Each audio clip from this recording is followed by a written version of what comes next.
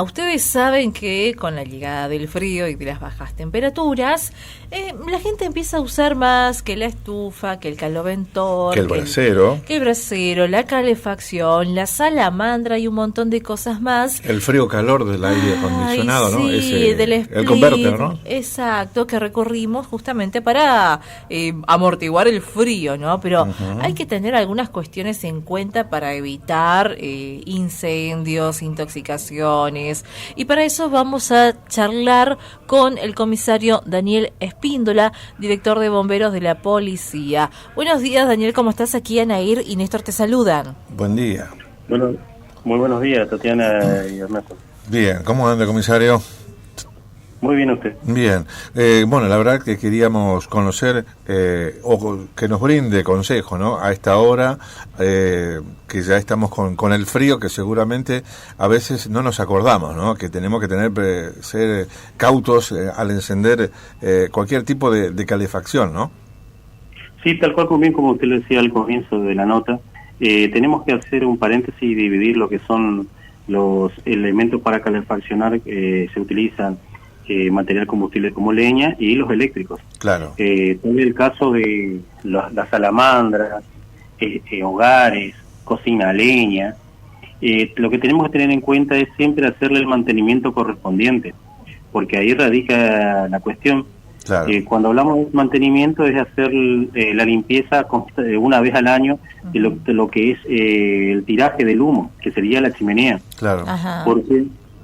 Porque cuando se quema el combustible, que sería la madera para calefaccionar el ambiente, va generando humo, y este humo se va pegando en primera instancia cuando está frío, la chimenea, se condensa con la humedad y se forma una película.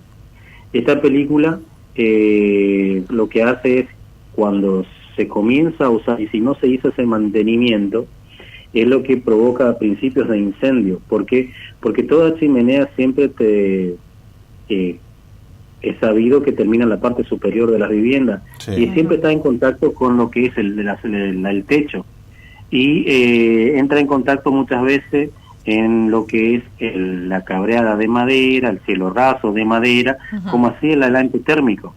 Y por la forma de transmisión del calor, que es la radiación y la conducción, es lo que nosotros los bomberos lastimosamente intervenimos ya este fin de semana en el interior de la provincia por 2 incidentes, pequeños por supuesto, pero justamente por principio de incendio acorde a esto, y es debido a que no se realiza el mantenimiento correspondiente. Bien decía usted también los braseros. Sí. Todo material, ya sea para calefaccionar, que se utilice madera o electricidad, siempre se debe dejar un lugar abierto. Cuando nosotros decimos abierto, nos referimos a una ventana, una puerta, y ustedes van a decir, pero ¿cómo puede ser si lo que yo quiero, el objetivo mío es calefaccionar el ambiente? Sí, pero siempre tenemos que tener en cuenta que ese aire del ambiente se debe renovar. ¿Para qué? Para que los gases que genera el calor, lo que hace, inhibe el oxígeno.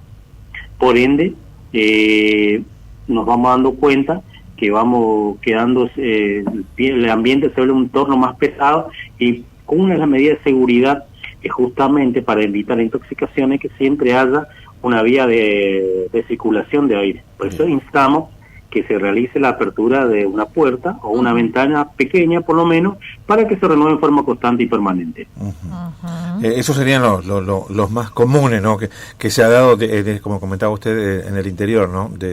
Esa... Sí. Que no sí, tal cual. Sí, y bueno, llega esta época también, ¿no? Perdón, comisario, otra de las cosas es que la gente por ahí no tiene en cuenta, que es muy importante, la revisación del cableado eléctrico, ¿no? A veces compran 2 caloventores, 2 estufas y demás también, y pasa lo que pasa. Sí, ¿no? Y demás. Tal cual como usted le decía, pues eso era para hacer, separar lo que es la utilización de elementos para calefaccionar a base de combustible como madera, y aquellos que, como bien lo decía usted, los eléctricos, sí, caloventores, convertores, paneles de calefacción, radiador eléctrico, lo que hace, merced a una resistencia al paso de la corriente eléctrica, genera calor. Y bien lo decía usted, por eso debemos respetar que cuando compramos estos artefactos eléctricos, viene ya del fabricante homologado un tipo de conductor eléctrico, un diámetro establecido, el toma corriente para que aguante esa intensidad de corriente, y por ello nosotros debemos preparar nuestras instalaciones en nuestros domicilios, que el toma corriente, a donde va a ser enchufado, como así también el conductor eléctrico o el cable que va a alimentar eso, debe ser el diámetro y acorde a lo que viene en la instrucción de fábrica, que lo emite la casa, para que con esto nos aseguramos que no ocurra un sobrecalentamiento de todo lo que es el sistema eléctrico. Claro.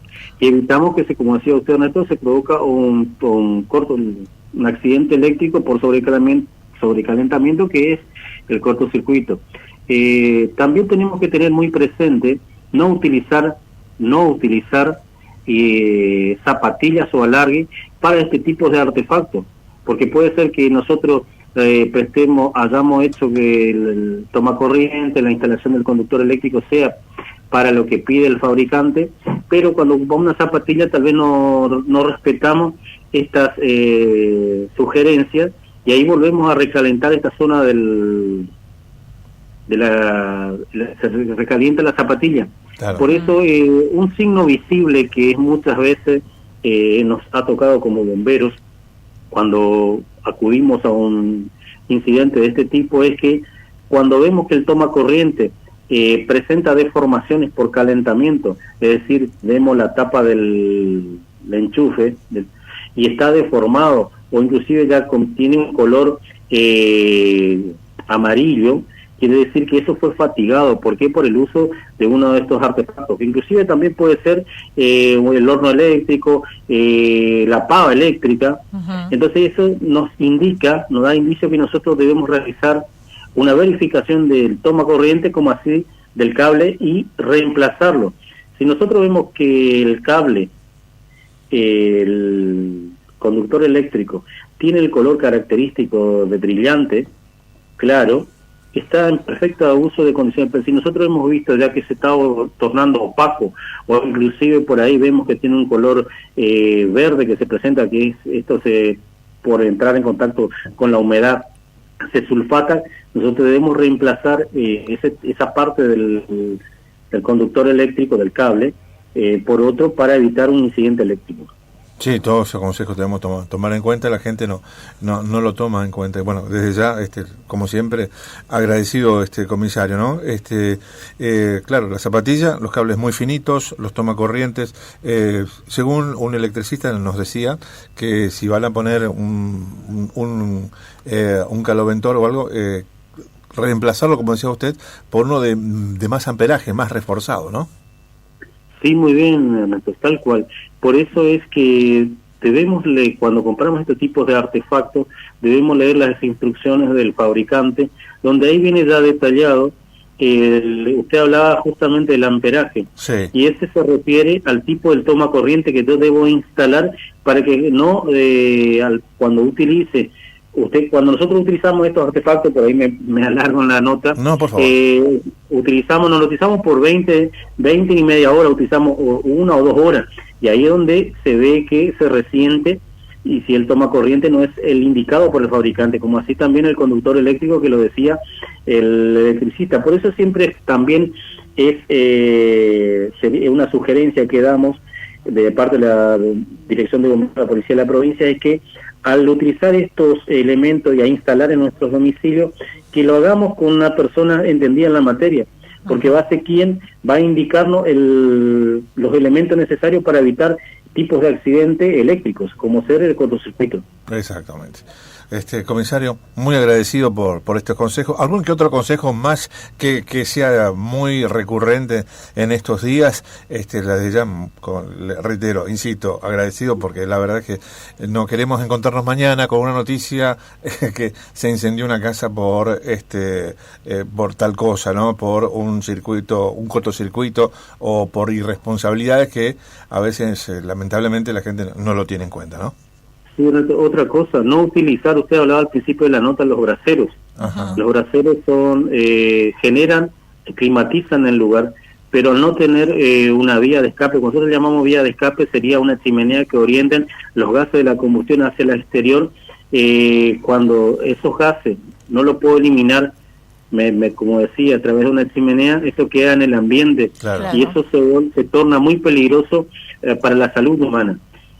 Por eso nosotros no recomendamos la utilización por ningún motivo de los braseros en lugares cerrados. Perfecto. Intentemos de erradicar eso de nuestra cultura, porque eso sí puede traer consecuencias que no es la que deseamos. Entonces nosotros, otra cosa también es que no debemos utilizar, porque hemos visto que por ahí se deja encendido la hornalla de la cocina para generar calor en el ambiente. Ah, sí, sí. O el horno. No, sí. no, el horno también. No, eso no se debe hacer porque... ¿Por qué no se debe hacer? Porque si la llama se llegase a apagar, el gas va a seguir saliendo. Claro. Y ahí va a inundar y puede producir daños graves, tanto para la salud como incendio propiamente dicho. Por eso no utilicemos esos elementos como medio de calefacción. Uh-huh. Ya que le hago una última pregunta, comisario. Dormir con un calomentor en una habitación cerrada o una estufa, ¿se puede hacer? ¿Es recomendable o no? No es recomendable. Uh-huh. Todos los elementos que se utilizan para calefaccionar siempre tienen que estar supervisados.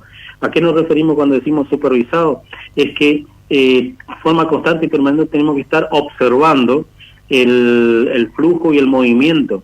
Porque si de noche por ahí, y acá viene a lo que decía, sí. Si yo no dejo abierto, ya que usted toca esto, y me olvido, no dejé abierto una ventana para que circule el aire, el ambiente se va a viciar. ¿Qué quiere decir viciar? Se va a contaminar. ¿Por qué? Porque el calor inhibe el oxígeno, sí. Y así quita. Entonces por eso nosotros no recomendamos.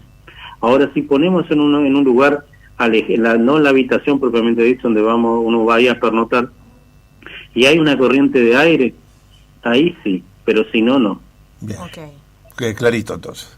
Comisario, muy agradecido, muchísimas gracias por la buena predisposición para conocer.